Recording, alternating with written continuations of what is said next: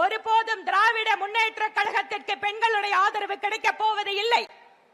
இன்று சிறுமிகள் முதல் கொண்டு பள்ளி கல்லூரிகளில் படிக்கின்ற மாணவிகள் முதல் கொண்டு நடுத்தர வயதிலே வேலைக்கு செல்கின்ற பெண்கள் முதல் கொண்டு சாதாரணமாக வீட்டில் இருக்கின்ற முதிய பெண்மணிகள் வரை அத்தனை பேருக்கும் பாதுகாப்பில்லாத சூழல் இந்த திராவிட மாடல் ஆட்சியிலே இருக்கிறது.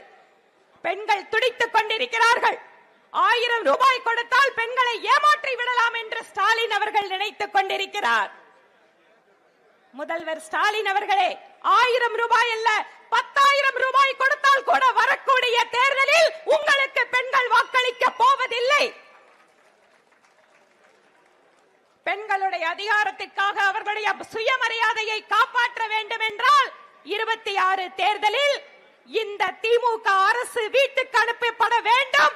அங்கு தேசிய ஜனநாயக கூட்டணி ஆட்சி அமைக்க வேண்டும்.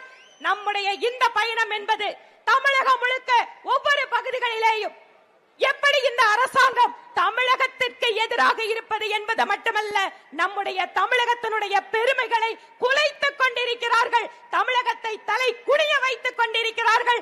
இந்த நிலையை மாற்ற வேண்டும் என்றால் நம்முடைய மாநில தலைவர் அன்பு அண்ணன் நயினார் நாகேந்திரன் அவர்களுடைய இந்த பயணம் வெற்றி பெற வேண்டும். அதற்காக நாம் அத்தனை பேரும் ஒன்றுபட்டு ஒற்றுமையாக உழைக்க வேண்டும் என கூறி இந்த பயணத்தை வெற்றிகரமாக மாற்றுவதற்கு மகளிர் அணியினுடைய அத்தனை சக்திகளும் அன்பு அண்ணா உங்கள் பின்னால் இருக்கிறது என்கின்ற நற்செய்தியோடு விடைபெறுகிறேன். நன்றி, வணக்கம்.